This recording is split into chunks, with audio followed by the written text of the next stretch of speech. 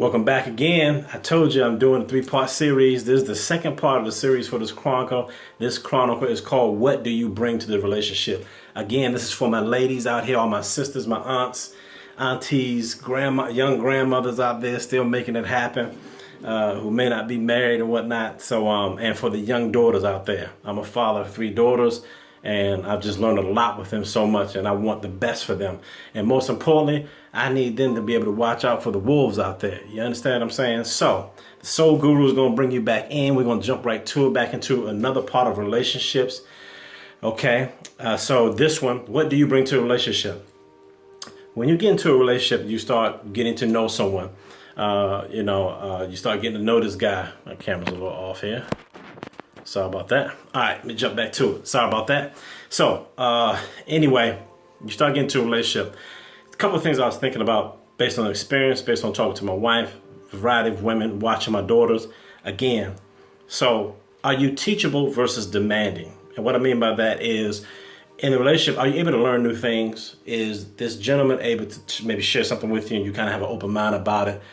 You may do something and it may not be the most safe, may not be the most healthy thing, something like that. And I'm not saying he says it in a nasty way, but in a suggestive way, in a very nice, gentlemanly way, he says something just in an area of teaching. You know, are you open to that? Are you able to learn new things? You know, how are you able to receive new information from him? And that can predicate whether or not he stays open to talk to you or not. If men don't feel heard, they will shut down. Okay, they'll shut down. You see that uncle who's at the cookout who never say nothing, and he went Aunt Boo Boo or Aunt whatchamacallit, you know, she that strong aunt always talking, he all quiet. He just learned, I ain't gonna say nothing, whatever you say is fine. That's not happiness, and that's not what you want. And so you want him to feel open. You want to hear his ideas and things like that. The opposite side of that is, are you demanding? You know, being teachable requires you to be open. Demanding means you're not. You're closed-minded. There's a certain thing you want. It's a certain way you think. And you constantly project and thrust that upon that significant other, that person who you're trying to bridge a covenant with at some point. And that can be very negative. That can drive a lot of men away. That's really unattractive to be that way. But when a young lady and a woman shows that she's teachable, that's like just awesome. It's just a very attractive feature on a woman. The other one is selfless versus selfish. Okay, I'm gonna start with selfish first. Selfish, self-seeking, just everything centered around you. It's centered around what you want, how you want it, when you want to leave, what time you want to be there, how you want him to look with you, how you want him to say things to you, this and that. Now that, I don't want you to mix that up with your standards and your boundaries from the last video. It's not. You gotta say what you want up front, and what you like, where you think things should go, and where you project the relationship to go, and what it's going to actually be. You gotta do that. But I'm talking about when you're in a relationship. In other words, is he doing more for you than you're doing for him? When was the last time you've done something for him, or you've shared something with him, or you've affirmed him, or you've built him up, or gave him a compliment? Men love compliments. We love to be praised just as much as you do. The next one is service versus service me. Is he always servicing you? Always, carrying your, holding your bag for you, doing something for you, making sure you're good and things like that. There's nothing wrong with a guy doing that.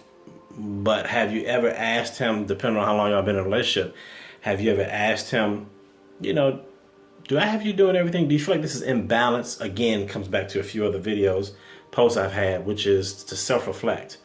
It's nothing wrong with serving, because having a service type, the other side of service me is of service. With my wife, I try to make sure she's okay when she comes home from work. Sometimes I may rub her shoulders.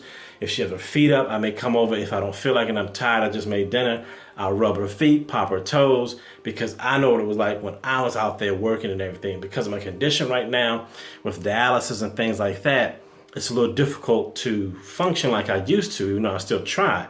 Sometimes my body reminds me that you're still going through a process. And so, but in that, I'm still married, and I still have an obligation as a husband and as a male. I have to lead love. I have to lead this relationship. And so there's times I'll lead and speak into her life. I'll share something nice. I service my wife. When I cook, I make her plate first, and I bring it to her. Those are little things that I do that I feel, and she likes that. She loves that. And it balances things out. Grace versus attitude. Are you graceful? There are times you'll mess up in a relationship. You'll make errors. You'll do something wrong. It happens. Do you show grace to him? Do you receive what he's saying and then later on maybe pray or have some time away and blast off? Or do you always have to blast him? Do you blast him right in front of people with attitude? You know what I'm saying? Are you always trying to have the last word with attitude? Does your tone have attitude? If you don't have the right tone with men, it's a painful sound to our ear. I learned that from our bishop, Bishop Larry Jackson at Bethel Outreach International Church. And that is so true. A mother cultivates a boy with a sound. That's my boy. That's my man. Look at my little man. Look at my, that's encouraging and building a little man up. And we learn that that's a reward. So we grow up with that. And if you're sounding like a crow in your man's ear and you're yelling at him and railing him and you always have to have the last word, that sound turns him away. And what you don't want is for someone else to know that sound and that tone and to provide that for him, because he will go towards that sound and that tone that's pleasing to his ear. You don't want that. You don't want to try to do that, but it can lure him away. We don't want that. Then last, forgiveness versus pride. Is it hard for you to forgive him? We know he's done something or he continues to do something. Hasn't learned yet, hasn't matured in the area he should mature in. As you're learning this person, you're learning this friend. Can you forgive him? Or are you prideful? Do you start giving an attitude, withdrawing certain areas and time from him and intimacy as far as holding hands, or you're not going to hug him, but don't kiss me right now. Things like, you know, that all that stuff, everything I have to the right, demanding, selfish, serve me, attitude, and pride, all those things, if you're reflecting all of them, there's a lot of work you got to do.